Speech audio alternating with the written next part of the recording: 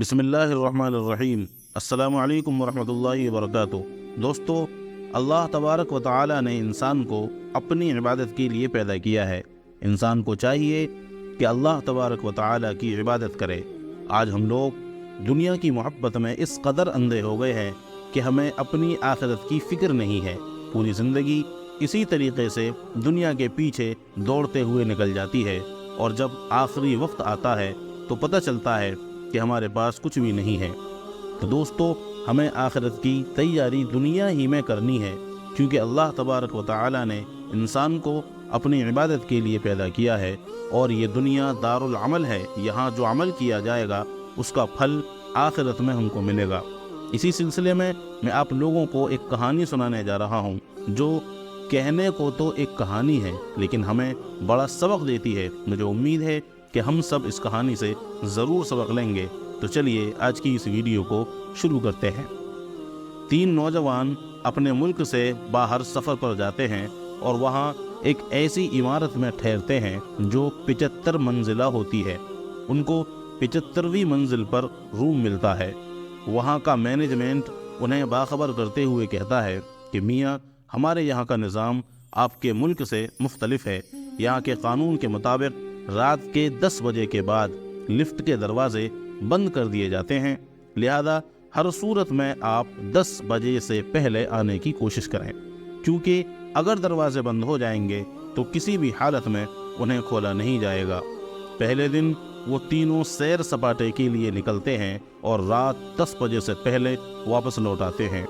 दूसरे दिन उन्हें कुछ देर हो जाती है और 10:05 पर उस इमारत में दाखिल होते हैं। अब लिफ्ट के दरवाजे बंद हो चुके थे। उन तीनों को कोई राह नज़र नहीं आई कि कैसे अपने कमरों तक पहुंचा जाए, जबकि कमरा सबसे ऊपर 75वीं मंजिल पर है।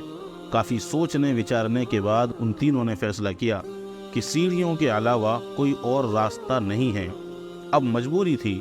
उनमें से एक ने कहा, मेरे पास एक आइडिया है। उन्होंने पूछा, वो क्या है? उसने कहा, ऐसे चढ़ते हुए हम सब थक जाएंगे, तो ऐसा करते हैं कि इस तवील रास्ते में हम बारी बारी एक दूसरे को किस्से सुनाते हुए चलते हैं। 25 फ्लोर तक मैं कुछ किस्से सुना लूँगा, उसके बाद बाकी 25 फ्लोर पर दूसरा साथी फिर से सुनाएगा और फिर तीसरा साथी।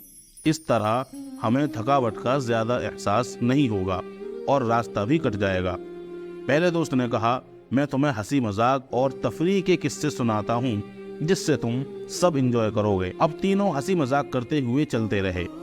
जब 25वीं मंजिल आ गई तो दूसरे साथी ने कहा कि अब मैं तुम्हें किस्से सुनाता हूँ, लेकिन ये किस्से संजीदा और हकीकत के होंगे।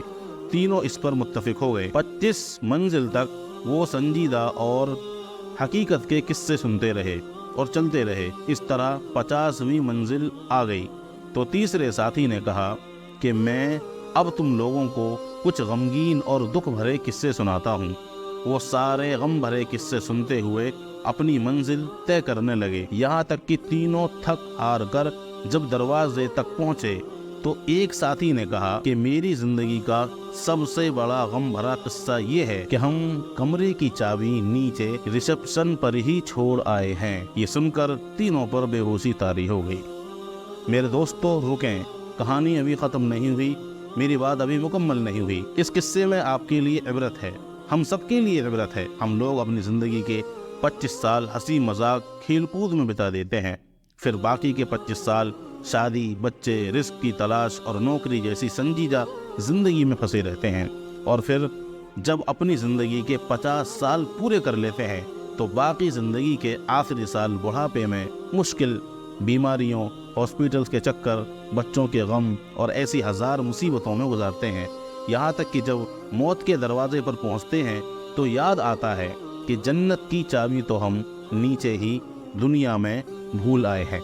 मेरे भाइयों, जन्नत की कुंजी नमाज है और हमें चाहिए कि हम उसे हमेशा अपने साथ रखें। कहीं ऐसा ना हो कि हम और आप आखिरी मंजिलों पर पहुँचें तो पता चले कि हम कुंजी तो लाना ही भूल गए हैं।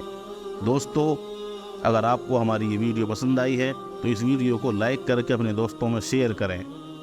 ملیں گے آپ سے اگلی ویڈیو میں، تب تک کے لیے دعاؤں میں ضرور یاد رکھیں۔ السلام علیکم ورحمۃ اللہ وبرکاتہ۔